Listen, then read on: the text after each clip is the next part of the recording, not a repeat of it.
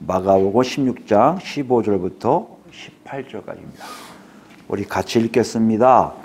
또 이르시되 너희는 온 천하에 다니며 만민에게 복음을 전파하라. 믿고 세를 받는 사람은 구원을 얻을 것이요 믿지 않는 사람은 정죄를 받으리라. 믿는 자들에게는 이런 표적이 따르리니 곧 그들이 내 이름으로 귀신을 쫓아내며 새 방언을 말하며 뱀을 집어 올리며 무슨 독을 마실지라도 해를 받지 아니하며 병든 사람에게 손을 얹은즉 나으리라 하시더라. 아멘. 지난 시간에 우리 무엇에 대해서 알아보았습니까?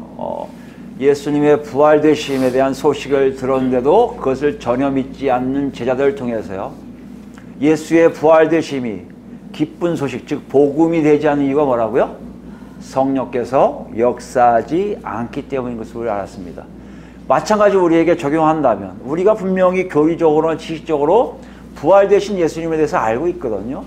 근데 그것이 우리 삶 속에 부활 그 자체가, 예수 그리스도의 부활되심이 우리에게 복음이 되지 않는 건 뭐하게 된다는 것일까요? 성령께서 역시 역사하지 않기 때문인 것을 알 수 있다는 것이에요. 그럼 우리가 어떻게 돼야 되는지를 지난 시간에 찬찬히 살펴보고 점검해 보았습니다.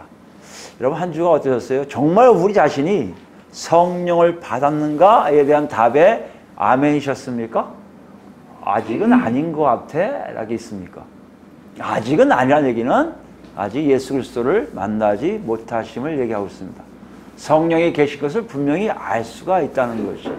예수 그리스도의 죽으심과 예수 그리스도의 부활되심을 통해서 내가 믿을 때, 그것을 믿을 때, 그 복음의 내용을 믿을 때 내 안에서 성령이 계신 것을 알게 된다는 것이에요. 어떻게 한다고요? 그 성령이 나를 이끄시는 것을 알 수 있어요. 우리가 예민하게 산다는 것, 우리가 조금은 영적으로 산다는 것은 성령의 이끌림을 알게 되고 그 이끄심에 따라 살게 된다는 것이죠. 아니, 어떤 삶을 매일 어떻게 살 수 있어요? 그러신 분도 있어요. 그런 분도 계시고요. 정말 뭐 한 달에 한 번 정도, 뭐 한 주에 한 번 정도, 하루에 한두 번 정도는 굉장히 잦은 사람도 있을 수 있습니다. 스펙트럼에 이렇게 잦은 사람과 없는 사람의 차이가 이렇게 벌어질 수 있습니다. 그러나 중요한 거는요, 잦은 사람도 없는 사람도 내 안에 성령이 나를 이끌고 계심을 알고 있다는 것이에요. 그러므로 그런 사람들에게 예수 그리스도의 부활되심이 복음이 안 된다 한다면 안에만 계시는 거지 그 성령이 나에게 역사하고 있지 않음의 증거라는 것이에요. 이것을 가지고 놓고 하시는 거죠. 한 주가 여러분 어떠셨어요? 정말 그러셨어요?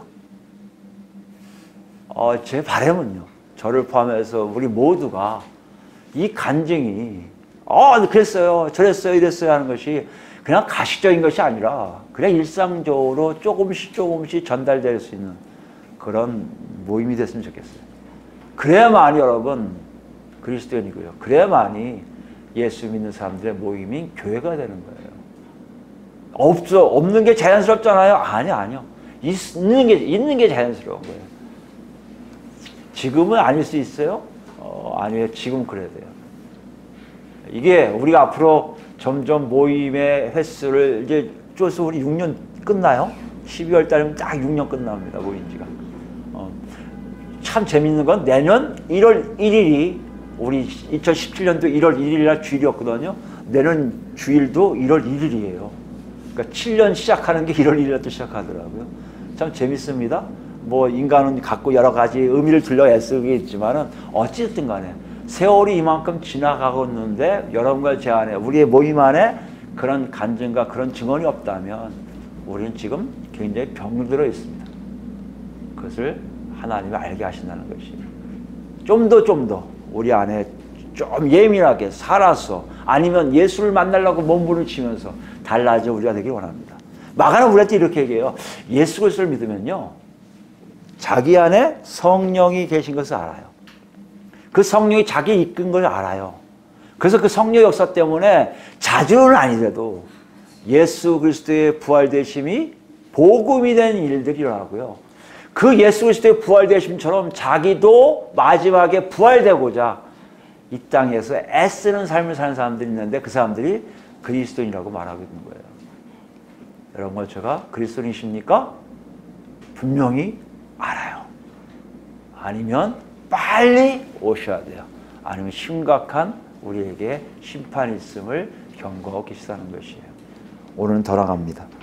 오늘 15절에서 18절 읽으셨는데요. 사실 여러분 성경 갖고 있는 땡땡이 있는 걸 14절에 있는 걸 보실 거예요. 아니 14절부터 18절을 해야지 왜 14절은 저번 주하고 15절 오늘부터 해? 이렇게 했는데요. 실제적으로 마가가 기록한 걸 보면 14절부터 18절까지도 뭔가 이렇게 한 문맥 안에 한 본문 안에 있는 걸 보여주고 있어요.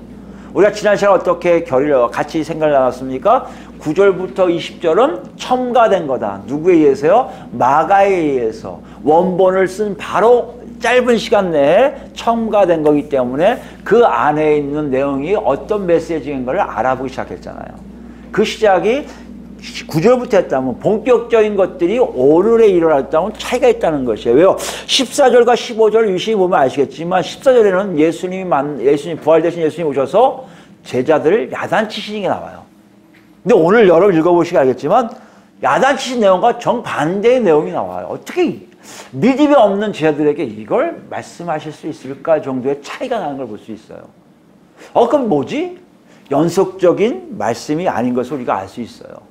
근데 마가는 연속적인 말씀이 아닌 것을 이렇게 선택해서 하나의 본문, 하나의 문맥 안에 집어넣었음을 우리가 알 수 있다는 것이에요. 무엇에 대해서 얘기할까요? 그 의도가 중요한 거 아니겠습니까? 우리가 살필 때 대강 알 수 있는 것은 지난 시간에 14절까지는 뭐가 없기 때문에 이런 일이 일어났다고요? 성령이 임하시지 않았기 때문에 불신앙할 수밖에 없고 부활되신 예수님이 더 이상 복음이 될 수 없는 것을 우리가 알았는데요. 오늘 말씀은 성령이 임하신 후에 더 추가적으로 알게 된 사실들을 예수님의 예언을 통해서 보여주고 있다고 알 수 있습니다.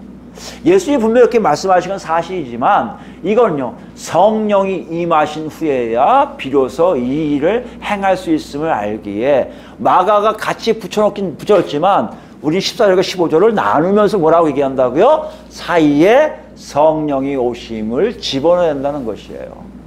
그 다음에 15절부터 읽으시면 이해가 된다는 것이에요. 그러니까 오늘 14절까지 불신앙했던 제자들의 몫은 빼고요. 성령이 임하신, 성령 충만함을 받은 제자들에게 명령하신 내용이라고 생각하면 된다는 것이에요. 여러 가지가 있어요. 오늘은 그 첫 번째 예수님이 무엇을 말씀하셨는지에 대해서 같이 알아볼까 합니다. 15절 말씀 보시면요. 또 이르시되라고 말씀하세요. 또 이르시되를 문자적으로 해석하면 또 그가 그들에게 말씀하셨답니다. 물론 그가라는 주어는 없어요. 여기 말씀하셨다. 이르시되에 주어가 없는데 뭐요? 3인칭 단수이기 때문에 그가가 나온 거예요. 근데 그가 누굽니까? 그래서 마가가 14절하고 같이 붙여 있는 거예요. 마가가 누가 얘기하는지 모르잖아요. 만약에 15절만 나오면. 15절에 나온 그가가 누굽니까? 14절에 나온 부활되신 예수 그리스도인 것을 알 수가 있어요. 예수님이 말씀하세요. 그러면 그들에게 말씀하세요. 그들은 누구예요? 여기 위에 보니까 11제자.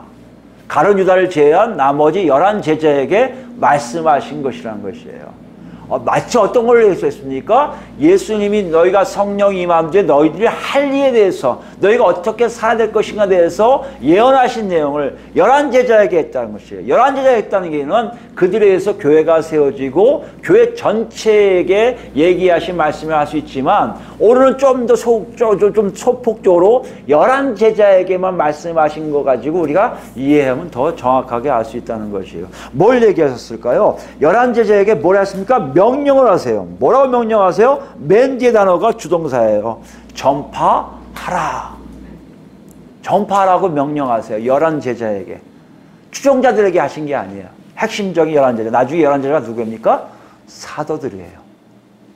사도들에게 전파라고 명령하세요. 전파하다는 게 무슨 말입니까? 공적으로, 공식적으로 사람들 많은 모든 대중 앞에서 크게 선언하라는 거예요. 크게 외치며 선언하라는 거예요.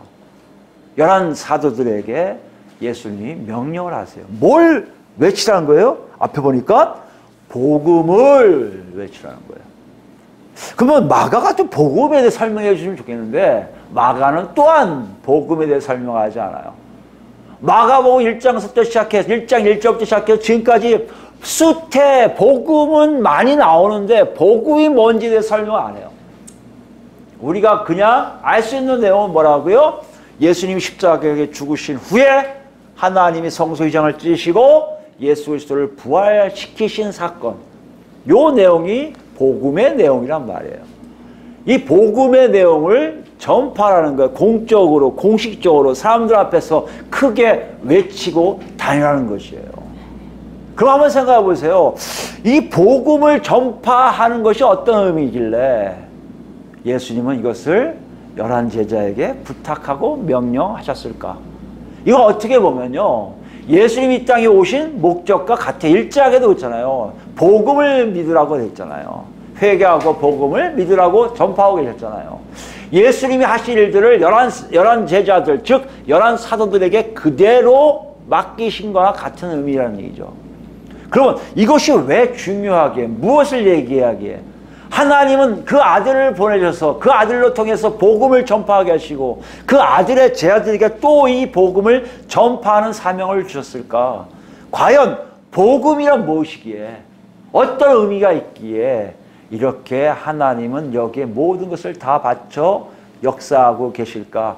우리에게 질문이 될 수 있다는 것이에요. 여러분 한번 생각해 보세요. 이 대목 15절 말씀 보시면 여러분 이거 다 알고 계신 거예요. 수태 우리는 많이 들었어요. 교회들마다 이 얘기를 얘기하세요. 여러분 전도하셔야 됩니다. 말씀을 증거하셔야 됩니다. 자꾸 말씀하시거든요.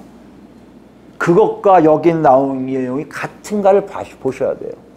여러분 우리는 그렇게 살고 있어요. 만난 사람에게 전도하려고 애쓰는 사람들 많아요. 그게 한국교회의 가르침이니까. 그것과 여기에서 나온 내용과 일치하고 있는지를 보셔야 된다는 얘기예요. 그걸 한번 우리가 확인해 보자고요. 우리가 생각할 때 가서 그냥 전도하면 되지라고 생각할 수 있지만 정말 그건가? 아니면 내가 얘기하는 전도의 내용이 맞은가? 내가 정말 이거에 대해서 하고 있는 것이 맞는가? 할 수 있는 것을 확인을 시킬 수가 있다는 것이에요. 그럼 어떻게 할 수 있습니까? 자세하게 기록 안 되니까 우리가 추측할 수밖에 없고요. 우리가 추론할 수밖에 없어요. 어떻게 할 수 있습니까? 단어로 한번 확인해 볼 수밖에 없다는 거예요. 15절에 마가가 이걸 쓸 때요, 예수님의 말씀을 쓸 때 그대로 옮겼다 한다면 예수님이 쓰신 말씀 중에 첫 번째 뭐예요? 온 천하에 다니며 돼 있어요. 누가요? 11 제자들이 온 천하에 다니게 된다는 것이에요. 여기 다닌다는 의미가 근데 의미가 있습니다. 다닌다는 얘기는 앞으로 나아가다 가다라는 뜻이에요. 뭔가 향해서 출발하는 걸 얘기해요. 근데 신기한 게 뭔지 아십니까? 11 제자들이 퍼져간다는 거예요. 자발적이요? 아니요. 문제는 뭔지 아십니까? 다니며의 수동태예요. 뭐 문법이 수동태, 능동태가 아니에요. 주어가 하는 게 아니라 주어가 당하는 거예요. 다님을 당해요. 가게 되어 있다는 거예요. 11 제자들이 지금 다니게 되어 있다는 거예요. 이제부터 너희들 다닐 거야. 예수와 함께 예루살렘과 여기 뭐 사마리아 그 지역을 다 갈릴리 지방을 다닌 것처럼 너희도 다니게 될 거라는 것이에요. 너희들이 의도해서 하는 게 아니라는 얘기예요. 누가 의도한다는 거예요? 수동태라는 얘기는 대부분 하나님의 뜻에 의해서, 하나님의 의지에 의해서, 하나님의 계획에 의해서, 하나님의 목적에 의해서 다니게 된다는 것이에요. 우리가 알아야 할 것은요, 11 제자들이 활발하게 다닌 것을 우리가 역사적으로 알 수 있어요. 인도까지 갔다는 얘기도 있고요. 어떤 사람은 저기 아프리카 갔다는 사람도 있고요. 유럽 간 사람도 있고요. 쫙 퍼지게 돼 있어요. 다 순교해요. 거의 다. 요한 사도 빼고는 다 죽습니다. 순교당해요. 어찌됐든 다 다닌 게 이게 누구의 의지라고요? 하나님의 계획 속에 하나님의 뜻을 이루려고 보냈다는 것이죠. 근데 그 지역을 보세요. 뭐라고 되어 있습니까? 온 천하예요. 온 천하. 이것은 그 당시에 유대인들 갖고 있는 생각과 좀 다를 수 있어요. 유대인들은요, 모세를 통해서 받은 그 가나안 땅, 약속의 땅, 그 가나안 땅, 모세와 함께 들어간 그 가나안 땅이요, 되게 중요한 곳이에요. 에스라가 바벨론에서 사람들 데리고 다시 와서 성전을 재건축하려고 예루살렘을 재건하려고 했던 모습 속에도 에스라가 강조한 게 뭔지 아십니까? 그 땅이에요. 그 땅, 그 피, 그 성전, 그 율법이에요. 가나안, 지금의 팔레스타인 땅은 유대인들에게는요 매우 중요한 땅이에요. 이걸 벗어날 이유가 없어요. 차라리 그 사람들이 와야죠. 이사야서나 에레미야서 보면 딴 나라 사람들이 오게 되어 있다고 보이는데 아니요. 하나님은 제 아들을 가게 하세요. 온 천하에. 이건 그들 갖고 온 생각과 갑자기 떨어졌네요. 그들 생각, 유대인이 갖고 온 생각과 정 다른 얘기예요. 무엇을 얘기합니까? 하나님 시야에는요 약속의 땅 가나안이 아니라 온 천하예요. 그 당시 온 천하가 어딘 줄 아십니까? 우리가 갖고 있는 지구촌 전체가 아니에요. 지중해를 중심으로 한 그 주변 땅들이에요. 여러분 디아스포라된 유대인들이 많이 살고 있는 지역들이 다 온 천하라고 할 수 있어요. 근데 지금 이것이 그들을 다 가게 한다는 거예요. 누구에게요? 11 제자에게 다 보내겠다는 거 아니에요. 어디든지 다 가게 한다는 거 아니에요. 누가요? 하나님 아버지께서. 중요한 게 뭐예요? 복음은요 내가 갖고 있는 생각이 아니에요. 내가 생각하는 것들이 아니에요. 복음은 주체자가 하나님이시며 하나님 뜻을 이루기 위해서 나는 뭐요? 가게 되어 있는 거예요. 어느 곳에 가든지 가게 되어 있는 것이에요. 그 가게 되어 있는 곳곳으로 하나님이 보내신 역사가 이런 게 뭐다? 복음을 전파하는 것과 맞물려 있다는 것이에요. 여러분 잘 생각하셔야 돼요. 전도를 하는데 우리 한국교회 같은 경우는 가서 하면 돼. 누구든지 하면 돼. 맞는 말 수 있어요. 하나님의 이끄심이 분명히 있을 수 있으니까. 그러나 더 정확한 건 무슨 말씀입니까? 하나님과 교통하며 하나님과 소통하여 성령의 이끌림을 받는 사람들이 성령에 이끌려 가는 곳에 가서 복음을 전파하라고 말씀하고 계시다는 것이에요. 그 주체가 누구를 얘기합니까? 내가 아니에요. 내가 가서 전도했더니 사람 왔다? 아니에요. 하나님이 가게 하셔서 그 사람을 구원시킨 작업들이 일어나게 됐다는 얘기예요. 복음이라는 얘기는요 예수 그리스도의 죽으심과 부활되심이지만 거기를 통해서 알 수 있는 것은 하나님의 그림자가 이렇게 보이고 하나님의 실체가 보이는 것이 복음인 것을 예수님은 지금 11제자들을 통해서 우리에게 알게 하고 계시다는 것이에요. 또 하나가 뭐예요? 가는 곳곳마다 어떤 합니까? 전파라는 전파라 시제가 부정과거예요. 부정과거에는요, 우리 헬라 문법은 여러 가지 있지만 현재와 과거가 있다면 현재 우리가 생각하는 현재 나의 것도 있지만 계속 상태를 얘기해요. 계속성을 얘기해요. 한번 일어난 일이 계속해서 일어나는 걸 얘기해요. 그 우리가 생각할 때 전도도 계속해야 될 것 같잖아요. 근데 아니에요. 하나님이 가라운 곳에 가서 강조하고 계시는 거, 특정하는 거예요. 반드시 외쳐야 돼요. 그 환경이, 그것이 내가 생각하고는 다르다고 해서 안 하고 싶어서 도망가면 있을 수 없어요. 어찌 됐든, 어떤 장소에 됐든, 내가 생각할 때 척박하고 내가 생각할 때 복음이 안 들어갈 곳 상관 안 해요. 반드시 외쳐야 될 곳에 외쳐야 된다는 것이에요. 하나님의 영광이 나타나는 것은 단 한 가지란 말이에요. 하나님 말씀에 하나님이 나타난 일을 할 때만이 복음이 전파되어 있음을 알게 하신다는 것이에요. 그럼 복음은 뭐라고 생각한다고요? 복음은 하나님이 드러나게 되는 것이에요.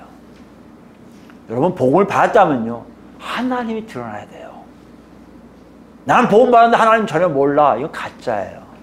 나는 복음을 받았는데 하나님 누구신지 몰라. 가짜예요.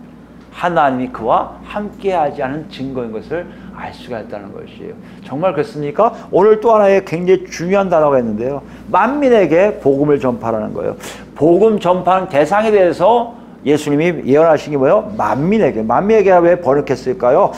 모든 사람들에게 하라고 되어 있는데요. 실제로 각주 달린 거 보면 여러분 갖고 있는 성경 밑에 보세요. 제가 갖고 있는 것은 헬이 뭐예요? 헬라어로는 이 뜻이에요. 헬라어로는 뭐라고요? 온 창조 세계예요. 온 피조물이라는 뜻이에요. 사람에 국한되지가 않아요. 아니 여러분 생각해 보세요. 복음을 전파하러 가라고 명령하시는데 그 대상이 뭐라고요? 사람만이 아니라는 것이에요. 그럼 나무한테도 해야겠네요? 지나가는 새한테도 해야 되고요? 지금 이런 얘기예요. 이건 어떤 의미가 있을까요, 여러분? 왜 예수님은 11제자들에게 이렇게 얘기했을까요? 예수님과 열한 제자 사이를 여러분 아시잖아요. 예수님과 열한 제자는요, 같은 한 몸 같은 거예요. 예수님이 머리시라면 사도들은 몸이에요, 몸.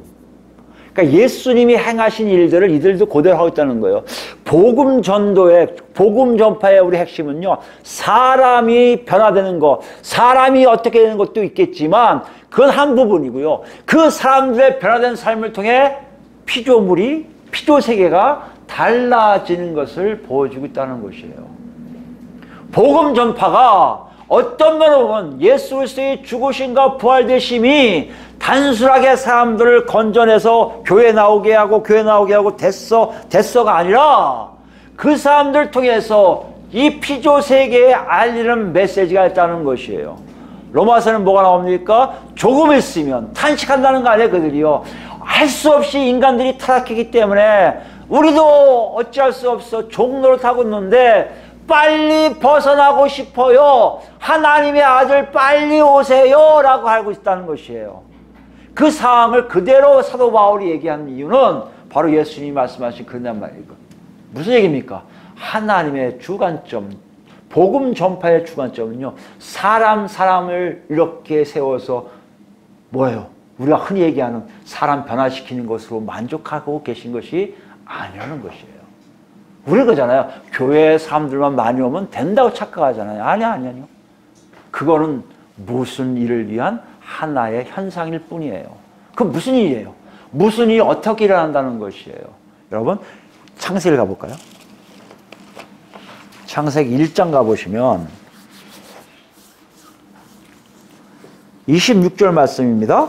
하나님이 이르시되 우리의 형상을 따라 우리의 모양대로 우리가 사람을 만들고 그들로 바다의 물고기와 하늘의 새와 가축과 온 땅의 기능 모든 것을 다스리게 하자 하시고, 하나님이 자기 형상 곧 하나님의 형상대로 사람을 창조하시되 남자와 여자를 창조하시고 그들에게 복 주시며 그들에게 이르시되 생육하고 번성하고 땅에 충만하라 땅을 정복하라 바다의 물고기와 하늘의 새와 땅에 움직이는 모든 생물들을 다스리라 하시니라 라고 되어 있어요.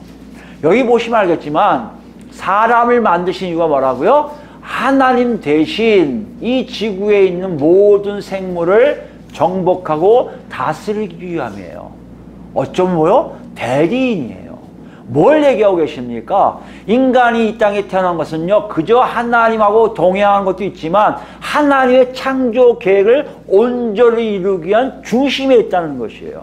하나님의 창조 온전히 이루기 뭡니까? 한 사람을 통해 아담을 만드시고 여자를 만드심으로 그 사람들을 중심으로 이 지구의 모든 것들이 하나님 계획대로 이루어지기를 원하는 거예요. 하나님 뜻대로 이루어지기를 원하는 거예요. 하나님 목적이 다 퍼져나가기를 원하는 거예요. 근데 그것이 깨져요. 왜 깨집니까? 그 만든 중심에 있는 하나님 뜻을 제대로 증거할 사람인 아담이 하나님의 말씀에 불순종함으로 다 타락을 하게 되는 거예요. 하나님이 지금 피조물에게 복음을 전파라고 말씀하신 이유는 뭐라고요? 그러면 이 창조 계획의 온전성을 다시 한번 회복시키시겠다는 것이에요. 단순하게 복음이 된다는, 기쁜 소식이 된다는 것은 내가 구원받았기 때문에 기쁜 소식도 있지만 하나님의 더 큰 계획, 어떤 계획이에요? 나를 통해서, 구원받은 나를 통해서 하나님이 이루실 일들이 점점 가까워지고 있음을 보여주고 있다는 것이에요. 그건 뭐예요? 창조 계획이 온전히 완성을 이루는 단계로 가고 있다는 것이에요. 여러분, 복음 전파는 여기에도 있어요. 뭡니까? 하나님을 알게 되고요. 하나님이 계획하신 것이 보이기 시작해요. 하나님 관점에서 하나님의 뜻을 이루고자 하는 삶이 나올 수밖에 없는 건요, 하나님이 알게 하세요. 하나님이 이 땅을 있게 하는 목적, 내가 태어난 목적, 내가 부르심을 당한 목적, 내가 어떻게 살아야 될지를 하나님이 성령을 통해서 알게 하시기에 복음 전파하는 모든 행위 자체가 하나님의 창조 질서를 다시 회복시키는 과정으로 가게 되어 있다는 것이에요. 여러분, 복음 전파를 어떻게 생각하고 계십니까? 복음이 뭐라고 생각하세요? 복음은요, 나에게 기쁜 소식이 될 수 있는데 왜 나에게 기쁜 소식이 된다고요? 내가 하나님, 우리의 창조주 하나님이 갖고 온 원대한 계획과 원대한 뜻을 다 알기에 그 뜻에 맞게 내가 살아가는 내 자신이 너무나 기쁜 거예요. 왜요? 하나님이 그런 사람들에게 내가 뭐 기쁘다, 좋다, 아름답다, 보시기에 좋았더라, 보시기에 좋았더라 하시거든요. 인간이 갖고 있는 기쁨은요, 보시기에 좋았더라 할 때 기쁜 거예요. 여러분 이 장치를 아셔야 되는 거예요. 내가 괜히 기뻐. 왜 기쁘지? 하나님이 보시기에 좋았더라 해서 기뻐야지. 내가 갖고 있는 것이 좋아서, 내가 누리고 싶은 것이 있어서 다 난 좋아? 아니란 얘기예요. 복음의 핵심은요, 왜 예수님이 죽으셨다가 부활되셨습니까? 이걸 위해서 모든 만물을 끌어안고 죽으신 예수님을 하나님이 살리심으로 모든 만물의 잘못된 창조 질서를 온전히 사람들을 통해서 다시 회복시키는 단계라는 얘기예요. 창조가 처음에 생물들을 만들고 인간을 마지막에 만든 거와 거꾸로 사람들을 살리심으로 이 우주 질서가 회복되는 과정으로 새 하늘과 새 땅을 만들어내는 과정으로 하나님이 인도하시겠음을 보여주고 있다는 것이에요. 여러분 이 웅장한 그림이 보이십니까? 이게 복음이에요. 이게 복음이에요. 그저 교회를 불리고 많이 모이고 돈 모아서 예배당 짓고 이것이 우리의 모든 복음의 전도의 하나님의 결과 하나님이 하셨습니다 외치는 게 아니라 그 하나님을 아는 사람들이 모여서 그 하나님을 찬양하고요. 그 하나님을 찬양하니 하나님이 뭐라고 하세요?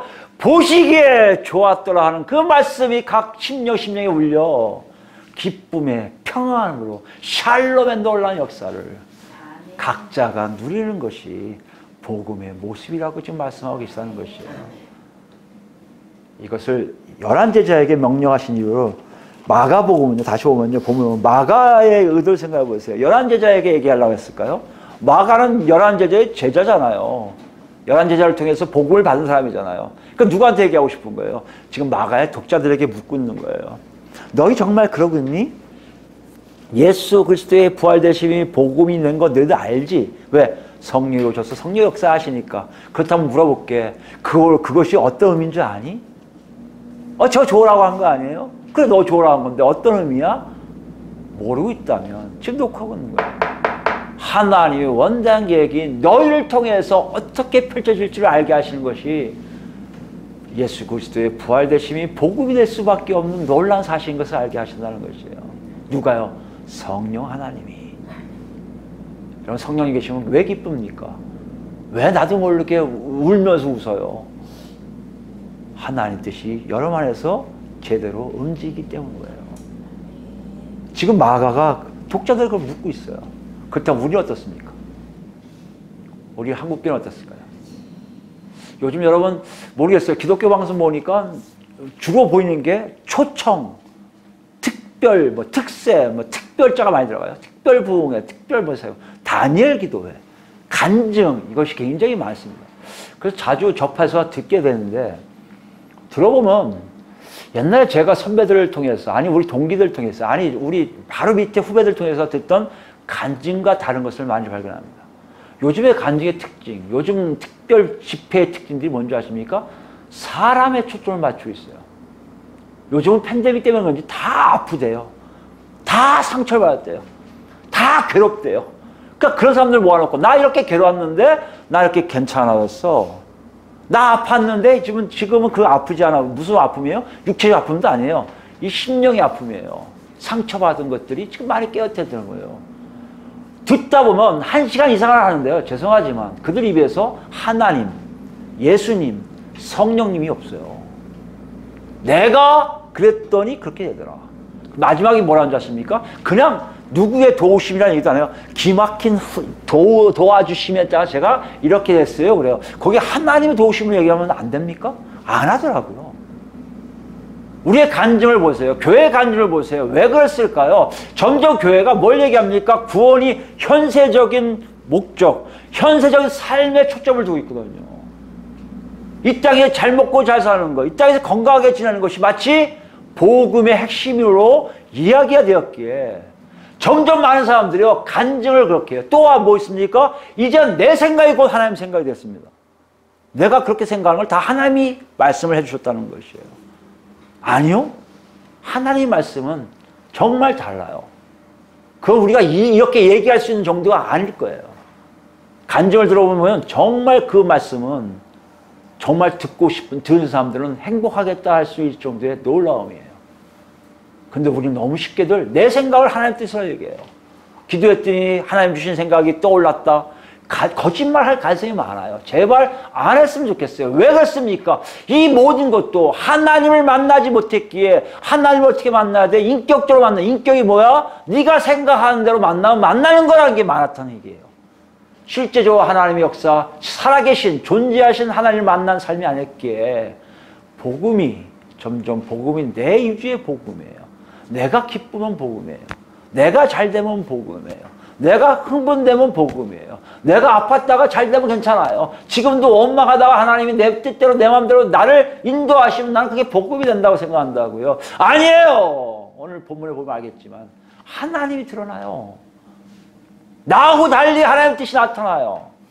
내가 비록 아파도 하나님은 영광 받으세요. 내가 망해도 하나님 영광 받으세요. 내가 가진 거 없어도 하나님은 하나님 영광이 나타나신단 말이에요. 다 우리에게 뭘 주신다고요? 샬롬 앤드 기쁨이에요. 이 놀라운 현실 속에 오늘 본문 우리에게 녹화한 게 많고요. 우리에게 받은, 네가 전도해서 교회를 부흥시키면 많은 사람들 안 치면 하나님 기뻐하실 거야. 이 메시지가 너무나 달리 있음을 우리가 안다는 것이에요. 그럼 여러분 한번 묻겠습니다. 여러분 그런 복음이 들어왔나요? 정말 하나님 보이십니까? 하나님 뜻이 보이세요? 하나님 계획이 보이세요? 그 계획대로 내가 살려고 애쓰는 여러분의 모습과 제 모습이 있습니까? 이게 없다면 우린 지금 복음이 우리 안에 복음되지 못해요.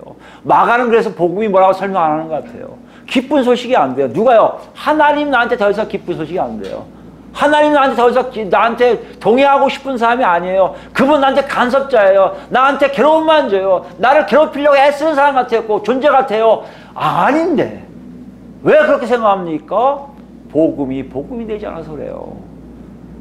예수 그리스도의 죽으심과 예수 그리스도의 부활되심이 나에게 전혀 의미가 없게 돼요.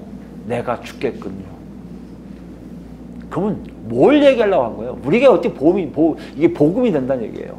그 신설 중에 16장 말씀 보시면 알 수가 있습니다. 16절 말씀에 뭐가 나옵니까? 구원을 얻다와 정죄를 받다 두 단어로 분리가 돼요.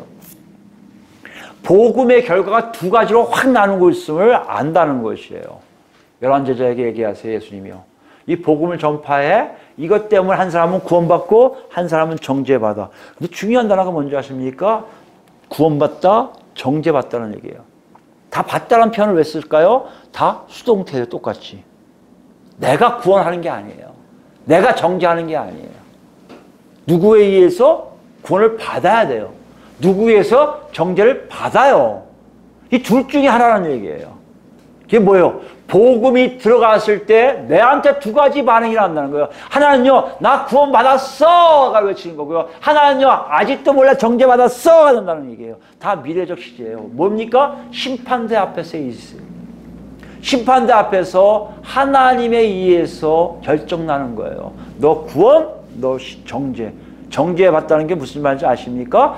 유죄 판결하는 거예요. 재판관이. 언도하는 언도. 너 유죄. 사형언도 땅 이런 거예요.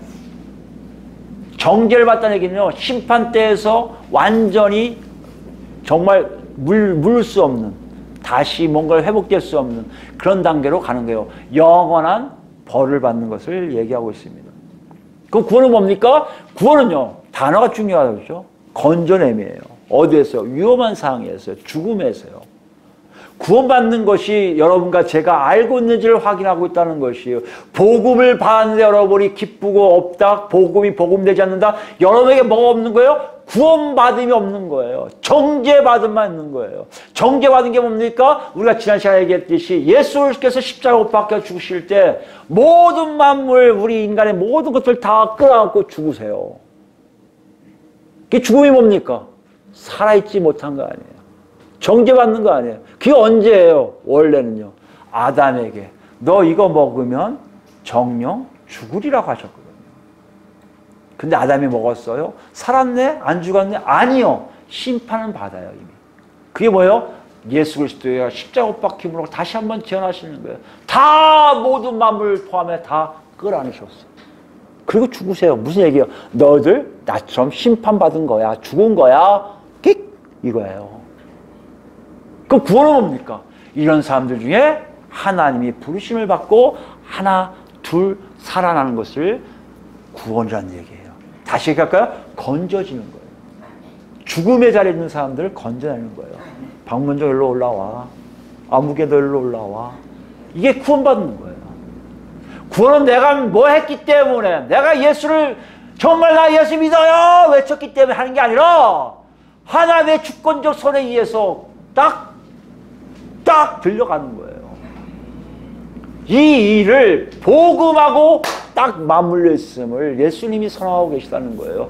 여러분 이건 뭘 얘기합니까? 잘 기억하셔야 돼요. 여러분 이거는요, 창세 때 하나님의 계획 속에 있었던 것들을 이제 완성하는 단계로 가고 있는데, 문제는 뭐예요?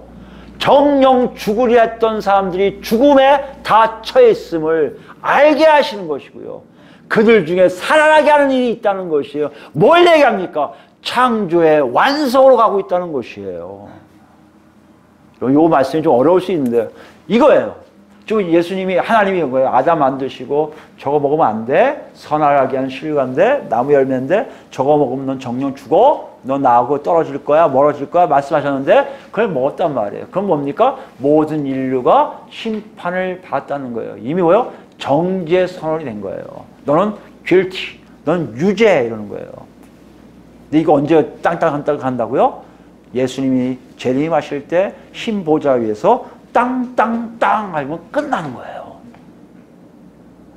지금 그 순간을 가고 있다는 것이에요. 마지막 선에 예수님이 오신 이유를 보여주고 있다는 것이죠. 그 마무리가 뭡니까? 창조 때 일어난 일이 마지막 때 끝난다는 얘기는요. 창조 때에서 일어난 일들, 여러분 잘 기억하시면 알겠지만 창세기 7일 만에 예수 하나님 뭐 하세요? 쉬세요. 안식을 취하세요. 안식이 뭐예요? 멈추는 걸 얘기해요. 그럼 뭘 얘기합니까? 창조가 완전히 끝났다는 걸 얘기해요. 근데 정말 끝났습니까? 아니요. 아담이 죄를 져서 그 창조 질서가 무너졌어요. 그거 어떻게 하세요? 하나님이 다시 일을 시작하고 계세요. 그걸 누가 말씀하세요? 예수님 오셔서 아버지도 일하니 나도 일한다고 말씀하세요. 아버지 지금 일하고 계세요. 언제까지요? 그 창조가 마무리될 때까지. 어떻게 마무리돼요? 심판으로 모든 악한 것, 하나님께 멀어진 모든 것들 다 제거해 버려야 되는 거예요. 제거하고 나머지 하나님 뜻에서 부르심을 받은, 택함을 받은 사람들만 살아남는 것, 그것이 창조의 완성이라는 것이에요. 그게 어떻습니까? 베드로 전서 가볼까요?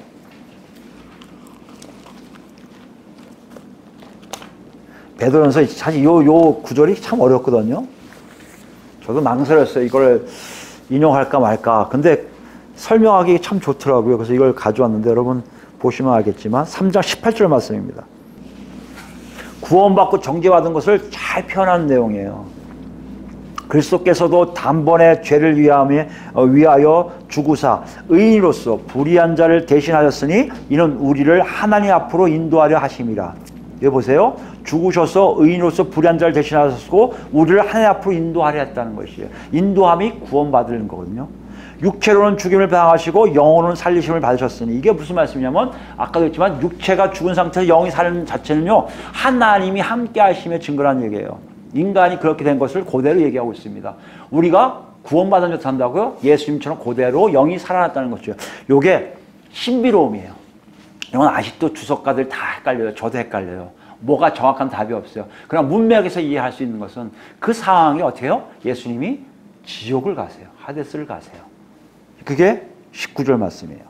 그가 또한 영으로 가서, 그러니까 육체된 부활이 3일 만에 나타나잖아요.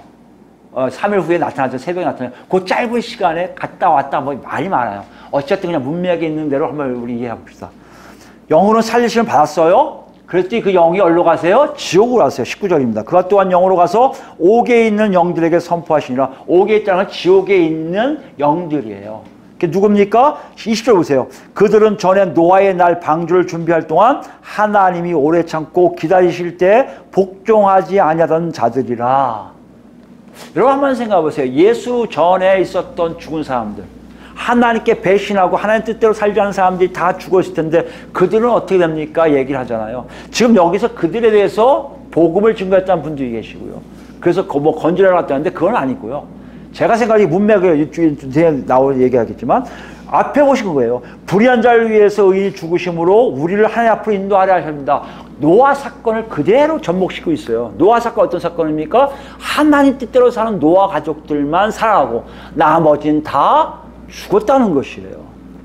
예수 그리스도의 죽으심이 어떤 거라고요? 하나님 뜻대로 사는 자들만이 구원받는, 하나님 앞으로 인도받는 과정을 얘기하고 있다는 것이에요. 왜 그러면 노아 사건입니까? 창세기의 창조 질서를 완전히 무너뜨린 사건 중에 하나였거든요. 그 사건처럼 마지막 때에 새 하늘과 새 땅이 나타난 그 시점, 그 전에 바로 모든 사람들은 영벌에 처하게 되었음을 우리에게 전하고 있다는 얘기예요. 누굴 통해서요? 노아 시대 때 불순종한 사람들을 통해서.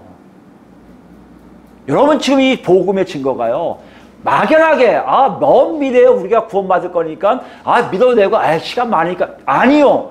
복음 전파는요 곧 이 사건이 일어난다는 얘기예요. 노아가 방주를 만드는 그 시기가 있듯이 예수님이 오셔서 선포할 때 이 시기가 언제든지 반드시 한계점이 와서 끝나면 불순종하는 모든 자는 심판받지만 하나님 뜻대로 사는 자들은 구원을 받게 되어 있음을 얘기해요. 건져짐을 당하게 됐다는 얘기예요. 그게 어떻습니까? 보세요. 방주에서 20절 후반입니다. 방주에서 물로 말미암아 구원을 얻은 자가 몇몇 분이니 겨우 8명이라. 그 많은 사람들 중에 하나님에 의해서 건져짐을 당한, 방주로 들어오게 한 사람이 몇 명이라고요? 8명밖에 안 된다는 얘기예요. 구원받는 자는 굉장히 많을 것 같죠? 아니요. 심판받는 자가 이미 만물처럼 다 심판받는데 그 중에 몇 명이 예수 그리스도의 죽으심과 부활하심에 동참함으로 살아나게 됨을 얘기하고 있어요. 몇 명이요? 겨우 8명. 지금 베드로 사도는 그걸 얘기하고 있는 거예요. 지옥에 갔으니 왜 갔을까 이걸 얘기하는 게 아니라 제일 중요한 것, 지옥에 있는 사람들이 수없이 많은데 그들 중에 8명만 빼냄을 당한 이유가 뭐다? 그 사람들만 하나님을 믿었기 때문에 빼낸 것처럼 내가 불의한 자를 위해 의인이 죽어서 하나님 앞으로 우리 인도하는 이유가 바로 그런 거예요. 많지가 않다는 얘기예요, 여러분. 다 구원받는다는 게 아니에요. 하나님 뜻대로 사는, 하나님 뜻대로 복음을 받은 사람들만이 건져짐을 다하게 될 것이다. 이게 뭐예요? 그게 구원받다예요. 그러면 복음은요, 구원과 직결되지 않으면 복음이 아니에요. 우리 복음을 마치 무슨 불교용어로 하면 해탈로 여겨요. 이 땅에 있는 모든 것들을 벗어번지는 같은 느낌? 아니, 어떤 사람들은요, 구원을요, 이 복음을요, 나를 변화시키는 과정. 술 많이 먹던 사람이 술 안 먹고, 담배 피던 사람이 안 피고, 도박하던 사람이 도박 안 하는 거로만 얘기하는 사람이 참 많아요. 어떤 사람은 이 땅에서 내가 누릴 것을 많이 누리고 있을 거라고 착각하고 있단 말이에요. 아니요. 복음은요, 죽어있는, 물에 떠다니고 있는 우리를 한 사람 한 사람 건지려는 하나님 팔이에요. 내가 죽음에 속해 있음을 아는 사람들만이 아는 놀라운 구원의 역사란 말이에요. 해탈의 문제가 아니에요. 변화의 문제가 아니에요. 내가 살아났음에 대한 놀라운 간증이 되는 것이에요. 그게 복음의 핵심의 문제인 것을 우리에게 보여주겠다는 것이에요. 21절 말씀 보세요. 그걸 얘기하고 있습니다. 물은 예수 그리스도께서 부활하심으로 말미암아 이제 너희를 구원하는 편이 곧 세례라. 이는 육체의 더러운 것을 제하려 버림이 아니라, 보세요. 육체의 더러운 것을 제하려 버림이 아니라 하나님을 향한 선한 양심에 간 거예요. 하나님을 아는 거예요. 하나님을 발견하는 거예요. 복음이 내가 어쩌겠다는 게 복음이 아니라 하나님이 행하신 일을 하나님의 방식대로 했더니 하나님을 만나고 나도 그 하나님 따라 살아가며 내가 더 이상 저 죽음의 억구나를 아는 것이 기쁜 소식이라는 것이에요. 여기는 뭐가 있습니까? 또 얘기하지만 여기는요, 창조 때서부터 지금까지 내버려둔 사건. 어떤 사건이에요? 죄인과 의를 함께 모아놨다면 노아의 사건의 특징이 뭔지 아십니까? 죄인과 의를 분리시킨 사건이거든요. 예수님이 지금 그 작업을 하고 계신 거예요. 죄인들 중에 의인을 부르시고 계세요. 끄집어내세요. 여러분 이게 뭔지 아시겠습니까? 그게 창조의 완성이에요. 더 이상 죄가 속해 있지 않게 돼요. 죄가 없으니 죄인이 그 자리에 있을 수가 없어요. 죄인을 제거해버리는 거예요. 죄인을 몰아내버리는 거예요. 죄인을 싹 쓸어버리는 거예요. 그게 뭐라고요? 그게 창조 계획의 완성이에요. 이게 복음이에요. 우리 요한계시록에 그게 있습니다. 같이 볼까요? 요한계시록 21장 가보시면 22절 말씀 보세요. 22절. 요한계시록은요, 아까 얘기한 흰보자 심판이 끝나고 새하늘과 새 땅과 새 예루살렘이 온 후에 기록된 거거든요. 내용이거든요. 여기에 성 안이요. 22절에 성 안에서 예루살렘 성을 얘기해요. 뭐죠? 하나님이 거하시는 곳. 예루살렘이에요. 근데 희한한 게 뭔지 아십니까? 그 안에 뭐가 없어요? 성 안에서, 예루살렘 성에서 내가 성전을 보지 못하였으니, 과거 구약에는 성전이 있었거든요. 성전이 필요 없어요. 왜요? 이는 주 하나님 곧 전능하신 이와 및 어린 양이 그 성전이심이라. 뭐만 보여요? 하나님과 어린 양 예수 그리스도가 보인다는 얘기예요. 이분만이 존재하는 게 뭐다? 자연 질서, 자연 창조, 창조 계획의 완성을 얘기해요. 여러분 창조 계획 하면 창조하면요, 아담의 에덴 동산하면 우리는 다 먹는 걸 자꾸 집중시키잖아요. 뭘 먹었을까, 어떻게 살았을까 집중하잖아요. 실제적으로 가장 중요한 건 뭐라고요? 아담이 하나님의 대리인이에요. 하나님을 늘 만나고 있는 사람이에요. 하나님과 늘 관계하는 사람이에요. 하나님 통해서 늘 기쁨을 누리고 하나님 통해서 샬롬을 얻는 사람이란 말이에요. 그러니까 이것의 창조의 완성은 뭡니까? 다시 그렇게 되는 거예요. 그렇게 되기 위해서 뭐가 없어져요? 죄된 모든 아담이 죄에 타락한 모든 걸 다 긁어 버리는 거예요. 그래서 옛 하늘과 옛 땅은 사라지고 새 하늘과 새 땅이 오고 하나님이 거하시는 곳이 아닌 하나님 자체가 보이는 예루살렘 성이 내려오게 되어 있다는 것이에요. 이것이 복음의 핵심이에요. 왜 예수님이 죽으셔서 부활되셨습니까? 이걸 위한 거예요. 창세기에 나왔던 그 창조의 역사가 완성으로 가기 위해서 복음 전도하는 거예요. 왜요? 그 사람들을 부르기 위해서. 여러분과 제가 그 안에 있는지 없는지가 그래서 중요한 것이에요. 자, 보겠습니다. 23절 볼까요? 그 성은 해와 달의 비침이 쓸데없어요. 해와 달 필요 없어요. 왜요? 하나님의 영광이 비치고 어린 양이 그 등불이 되십니다. 하나님의 영광과 예수 그리스도의 불빛이 다 됐거든요. 여러분 천국 이런 곳이에요. 하나님의 창조의 질서 속에 나오는 우리 진짜 죄가 없는 하나님 창조된 에덴 동산이 바로 그런 곳이에요. 그때는 해와 별이 있었잖아요. 왜요? 애를 낳아야 되니까. 그런데 지금 필요 없어요. 이제 완성된 하나님은요 더 이상 애가 안 나와요.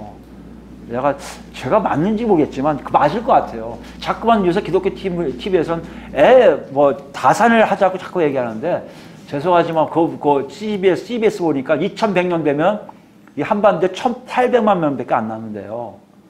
여러분 1800만 명을 만드는 사람이 누구예요? 사람이 하는 게 아니잖아요. 하나님이 계획 속에 있다면 인구는 줄 수밖에 없을 거예요. 왜요? 제가 보기엔 그렇습니다. 누군가 태어날 거예요, 마지막에. 그 태어난 그 친구가 예수를 영접하는 그 시기가 바로 예수님이 재림할 시기예요. 더 이상 인구가 필요 없을 수 있어요. 태어난 애들은 다 지옥 간다면 우리 입장에선 있을 수가 없는 일이에요. 저는 목사들이 자꾸 애 많이 낳으라고 얘기하는 게 이해가 안 돼요. 애 안 낳는 것도 하나의 계획 속에 있을 수 있습니다. 왜요? 점점 더 말세의 지말로 가고 있기에 하나님 심판이 가까워져 있기에 모든 하나의 원대한 계획을 보면요 우리가 어떻게 살아야 할지 알아요. 우리가 뭘 추구하고 뭘 위해 살아야 할지 알아요. 애 많이 낳아서 키우는 게 하나님 나라를 위한 것이다. 거짓말하지 마세요. 하나님 자녀가 아닌지를 모르는데 어떻게 애를 낳습니까? 하나님 맺어준 짝에 의해서 애를 낳아야지 하나님의 백성이죠. 우리 그거에 대해서 얘기 안 해요. 이 땅에 잘못될까 봐 어떻게 조마조마한가 봐요. 한반도에 한국 사람들이 안 사면 누가 사냐는 거죠. 그 왜 걱정이 돼요? 우린 천국 갈 텐데. 우리 머릿속에 너무나 현실적인 감각의 구원이 너무 많다는 걸 볼 수 있어요. 여기도 마찬가지예요. 천국은 그런 곳이 아니에요. 오직 하나님과 예수님 계신 끝. 더 이상 필요가 없는 거예요. 분명히 수가 찰 겁니다. 창조하실 때 계획했던 수가 있을 거예요. 그 새 하늘과 새 땅에 살 수가 있을 거예요. 몇 명, 그 몇 명이 완성되면 이제 예수님이 곧 오실 겁니다. 그때가 가까워져 있음을 우리가 알 수 있는 것이 인구가 줄는 것도 하나의 현상이라고 할 수가 있다는 것이죠. 모르겠어요. 너무 비관적으로 생각하나요? 근데 그게 맞는 것 같아요. 제가 아무리 생각해도 성경적인 그게 백그라운드가 맞을 것 같습니다. 24절 보실까요? 만국이 그 빛 가운데로 다니고 땅의 왕들이 자기 영광을 가지고 그리로 들어가리라. 낮의 성물들을 도무지 닿지 아니하니니 거기에는 밤이 없어요. 밤도 없어요. 사람들이 만국의 영광과 존귀를 가지고 그리로 들어가겠고 사람들이 들어가는데 들어가지 못한 사람도 있어요. 무엇이든지 속된 것이나 가증한 일 또는 거짓말하는 자는 결코 그리로 들어가지 못하되 오직 어린 양의 생명체 기록된 자들만 들어가리라 라고 했어요. 여러분 복음은요 이걸 결정하는 거예요. 복음은 이것을 알리는 거예요. 복음은 하나님을 통해서 하나님의 역사를 증거하는 거예요. 앞으로 이런 일이 일어날 겁니다. 여러분 정신 바짝 차리십니다. 여러분 딴 거 갖고 살 게 아니에요 하는 것이 이게 복음이지. 교회 안에 사람들, 건물 안에 사람들 모아놓고 우리 교회 크게 질 겁니다. 100년 동안 질 겁니다. 300년 동안 어느 목사가 굉장히 실수하더라고요. 그 양반이 왜 그렇게 타락했는지 모르지만 이러더라고요. 우리나라에도 뭐죠? 그 노틀담의 꼽추에 나오는 그 성이 뭐예요? 그 성전이 뭐예요? 그런 게 하나 있으면 좋겠대요. 그러면 사랑의 교회를 칭찬하더라고요. 여러분 착각하지 마세요. 누가 본다고요? 누가 봐요 그걸요? 300년 지난 다음에 누가 봐요? 500년 지나면 누가 봐요? 1000년 지나면 누가 봅니까? 없어질 거 아니에요. 근데 목사들 생각이 여기에요. 이 땅이에요. 이 땅이 잘 되기 원하는 거 아닙니까? 착각하지 마세요. 속지 마세요 그들에게. 그들은 복음 아니에요. 복음은 하나님을 알게 되는 것이고요. 복음은 하나님 뜻을 알게 되는 것이고요. 복음은 하나님의 마지막 창조의 완성이 뭔지 알아서 그것에 맞춰 사는 것이 복음이에요. 그때 기쁨이 와요. 보시기에 좋았던 하나님이 우리에게 기쁨을 주신단 말이에요. 그러니까 예수 그리스도의 부활되심이 복음이 되는 거예요. 성교에도 복음이 되니까 성교가 진짜 성교니까 기쁨이 오는 거예요. 목사도 진짜가 되니까 기쁨이 오고 가짜면 기쁨 안 옵니다. 내가 누리고자 하는 것이 기쁨이 오는 거예요. 여러분도 마찬가지예요. 일반의 삶에도 하나님의 복음 안에 사는 사람들은요 무엇을 하든지 가지고 있는 것에 문제가 아니라 누리고 있는 문제가 아니라 그 삶에 제대로 편승해서 가는 사람들은요 하나님이 보시기에 좋았더라의 기쁨이 놀랍도록 있는 거 아니겠습니까? 이게 복음이에요. 이것을 지금 열한 제자에게 전하라고 말씀하고 계세요. 여러분 우리는 어떻습니까? 복음이 있으세요? 왜 기쁘세요? 왜 평안하세요? 하나님을 만나세요? 하나님의 계획을 알기에? 하나님의 계획 속에 나는 구원받은 것을 알기에? 하나님의 계획 속에 하나님과 함께 하시고 보시기 좋았다는 음성이 나한테 기쁨을 오기에? 여러분 잘 가고 계신 거예요. 아마 좁은 문에 계실 거예요. 협착한 길에 계실 거예요. 근데 여러분 그게 전혀 없는데 내가 원하는 것을 먹고 싶어서 안절부절 마치 하나 따고 두 개 따고 숨기고 저축하고 내 걸 많이 누리고 아니 내가 건강하게 해서 뭔가를 막 해서 내가 건강해지고 알통 나오고 야 신난다 기쁘다. 여러분 죄송하지만 그 기쁨은 복음에 대한 기쁨이 아니에요. 내가 큰 교회를 하기 때문에 건물을 6층 짓고 10,000명 들어오고 와 사람 올 때마다 와 목사님 할렐루야 목사님 너무 설교 잘하세요 하나 어때미세요 이런다고 기쁘다? 여러분 죄송하지만 복음 아니에요. 그건 죽어가는 사람들이 자신도 모르게 죽어가는 줄 모르고 사는 거예요. 놓고 하세요. 어디 있는지 보시라는 거예요. 여러분과 저 어디 있습니까? 복음 속에 정말 그런 기쁨이 있습니까? 아니, 복음이 아닌데 가짜 기쁨 속에 있습니까? 여러분, 빨리 진짜로 오셔야 돼요. 진짜로 오셔야 돼요. 이거 하라고 11제자를 보내는 거예요. 이거 하라고. 이게 복음이니까 이거 증거하라고 예수님이 말씀하시고요. 그들의 삶을 통해, 그들의 사역을 통해, 그들의 가는 곳곳마다 역사하심을 통해 하나님의 증거가 있으므로 그들이 아는 거예요. 맞아, 이게 복음이었어. 아, 맞아, 이게 복음이었어. 그래서 그들이 가르치는 내용이 신약에 남는 것이고, 신약에 있는 내용이 바로 복음이라는 것이에요. 여러분과 제가 거기 있는지를 확인하라고 지금 놓고 하세요. 마지막으로 디모데 전서 볼까요? 디모데 후서네요. 디모데 후서. 사도 바울이 이걸 그대로 옮깁니다. 아마 예수님이 11제자에게 명령하신 게 사도 바울이 행함으로 그대로 그것을 아마 확대 해석한 것 같아요. 디모데 후서 1장입니다.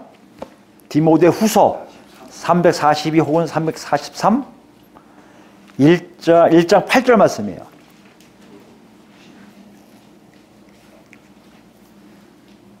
사도 바울이 디모데에게 쓰는 편지예요. 디모데는 누구예요? 사도 바울에 의해서 예수를 영접하고 또 사역자가 된 사람이에요. 마치 우리가 11제자에 의해서 12제자 사도 바울까지 사도들 통해서 가르침을 받은 사람들이 내려와서 미국 갔다가 우리에서 와서 한국에 쭉쭉 내려와서 우리가 복음 받은 것처럼 그런 디모데 입장이에요, 우리는요. 그럼 여러분 한번 생각해 보셔야 돼요. 정말 디모데처럼 이걸 받을 수 있는지. 만약에 여러분 못 받는다면 죄송하지만 여러분과 저는 복음 받은 게 아니에요. 가짜 복음에 지금 현혹되고 있는 거예요. 정신 차리셔야 됩니다. 어떤 걸 볼까요? 8절입니다. 그러므로 너는 내가 우리를 증언함과 또는 주를 위하여 갇힌 자 된 나를 부끄러워하지 말고, 디모데에게 하는 거예요. 나 깜빵 갔다고 부끄러워하지 마. 오직 하나님의 능력을 따라 복음과 함께 고난을 받으라. 차라리 고난을 받는 게 나아. 뭐 때문에요? 복음이 있기 때문에. 복음이 있는 것이 하나님 뜻이라면 차라리 고난 받으라는 얘기예요. 부끄러워하지 말고. 왜요? 이 고난은 하나님이 허용하시고 하나님 인도하신 고난이기 때문에 이 뜻이에요. 여러분, 예수 믿는 게 왜 고난이 자꾸 물어보는 사람 많아요? 왜 예수 믿으면 고난 받아야 돼요? 여러분, 예수 믿는 게 뭐예요? 우리 땅이 아니에요. 우리 삶이 아니에요. 근데 거기다가 놓고 우리 삶처럼 살고 있으니 사람들에게 지탄받을 수밖에 없어요. 남이 행하는 걸 같이 해야지 욕을 안 먹어요. 근데 나그네들은 나 피해야 되나고요. 왜요? 저 사람이 언제 도망갈지 모르고 언제 갈지 모르거든요. 우린 나그네 인생이에요. 근데 나그네를 와갖고 마치 굉장히 화려하게 사는 것도 아니고 초라하게 사는데도 당당해요. 그리고 복음이라는 얘기가 너무나 기뻐요. 평강이 넘쳐요. 초대교회 교인들이 갖고 있는 얘기는 뭐입니까? 사랑이 많아요. 평안이 넘쳐요. 저 사람들 이렇게 사랑이 많아? 저 사람들 이렇게 평안이 넘쳐? 여러분, 그게 복음을 받은 사람의 증거예요. 그러니 어때요? 기분 나쁘죠. 나는 열심히 우상한테 가서 바치고 왔는데도 하나도 안 기쁘거든요. 맨 싸움만 하거든요. 그런데 저 사람들은 싸우지도 않고 서로 사랑한다는 거 아니에요. 이런 다른 삶이 그들을 고난으로 갈 수밖에 없어요. 우리가 제대로 살면요, 죄송하지만 고난받을 거예요. 우리가 적당히 세상과 타협하기 때문에, 아니 세상보다 더 위에 악한 일을 하기 때문에 우리는 지금 고난을 안 받고 편하게 사는 거예요. 여러분 잘 기억하셔야 돼요. 점점 가까워지고 있습니다. 9절입니다. 하나님 우리를 구원하사 거룩하신 소명으로 부르심은, 여기 나오죠? 거룩하신 소명으로 부르심은 누굴 얘기하는 거예요? 자기들 얘기는 우리의 행위대로 하심이 아니요 오직 자기 뜻과 영원 전부터 그리스도 예수 안에서 우리에게 주신 은혜대로 하십니다. 여기 보세요. 우리 행위대로 하는 게 아니에요. 우리가 잘나서 하는 게 아니에요. 하나님 뜻대로 한 걸 안 거예요. 복음을 전다 보니까 알아요. 내가 이렇게 하는 거, 내가 이렇게 사는 건 내가 잘난 게 아니야. 하나님이 시키신 거야. 하나님이 하라고 하신 거야. 이 뜻이에요, 여러분. 복음 전도에 여러분, 제가 복음을 제대로 맞다면 하나님이 보이세요. 이건 놓치면 안 됩니다. 하나님 안 보십니까? 여러분 잘못하고 있는 거예요. 11절입니다. 10절입니다. 이제는 우리 구주 예수 그리스도의 나타나심을 말미암아 나타났으니 그런 사망을 패하시고 복음으로서 생명과 썩지 아니할 것을 드러내시니라. 복음으로서 뭐요? 생명과 썩지 않을 것을 드러내세요. 영원히 사는 것이 뭔지, 이게 구원받는 거예요. 영원한 것이 뭔지 알아요. 복음을 받은 사람들이요, 영원한 것이 뭔지 모른다면, 내가 구원받았는지 안 받았는지 모른다면, 죄송하죠, 여러분, 잘못 하고 있는 거예요. 사도 바울은 그걸 얘기하고 있어요. 생명과 썩지 않을 것이 뭔지를 드러내게 해요. 너는 썩지 않아. 너는 썩지 않아. 너는 썩지 않아. 누가 하시니까요? 성령님이 알려주시니까. 여러분, 정말 여러분, 죽었다 눈 떴을 때 예수 안 만나면 큰일 나요. 우리가 살아있는 증거 뭐라고요? 눈 뜨면 예수 만난다니까요. 그건 나중에 일이지만 지금 내 마음에 그 삶이 있다는 것이에요. 내가 복음을 위하여 선포자와 사도와 교사로 세우심을 입었노라. 이거 나오죠? 사도와 교사로 세우심을 입었어요. 이로 말미암아 내가 또 이 고난을 받되 부끄러워하지 아니하면 내가 믿는 자를 내가 알고 또한 내가 의탁한 것을 그날까지 그가 능히 지키실 줄 확심이라. 여기 보세요. 내가 그를 알고요. 내가 의탁한 그날까지, 의탁한 것을 그날까지, 언제요? 심판날까지 능히 자기를 지키실 것을 안다는 거 아니에요. 확실한다는 거 아니에요. 복음의 역사에 우리가 알아낼 것을 이걸 모르면 안 됩니다. 하나님이 누구시고 심판이 반드시 있고 그 심판에서 나를 면하게 하심이 내 삶을 통해 내 안에 성령을 통해 아는 자만이 복음을 제대로 아는 것이고 복음을 제대로 받은 자들이고 그런 자들이 전하는 복음이 실제 복음인 것이에요. 여러분 착각하지 마시고요. 냉철하게 우리를 보시기 바랍니다. 13절입니다. 너는 그리스도 예수 안에 있는 믿음과 사랑으로서 내게 들은 바 바른 말을 본받아 지키고 우리 안에 거하시는 어디에요? 우리 안에 거하시는 성령으로 말미암아 내게 부탁한 아름다운 것을 지키라. 누구 때문에요? 성령 하나님 인도하심이 있음을 알게 하는 것이에요.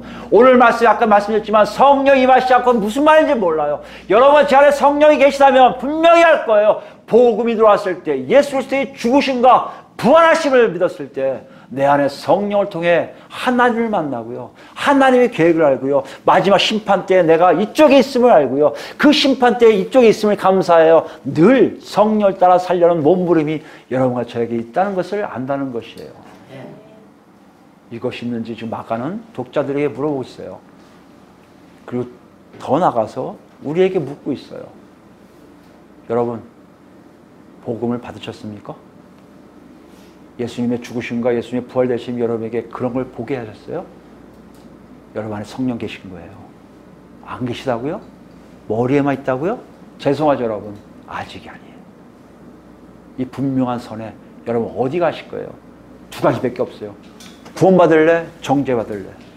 이미 다 정죄받았다고 생각한다면 건져냄을 받을 거예요? 어떻게 하실 거예요? 지금 복음이 전달되고 있음을 반드시 아시고요. 그 시간이 끝난 그 시기에는 더 이상 복음이 전달되게 안 돼요. 우리에게 은혜의 시대라는 걸 알고요. 여러분 반드시 그 복음을 받아서 제대로 구원받는 길로 가는 여러분과 제가 되기를 예수 그리스도로 축원드립니다. 아멘.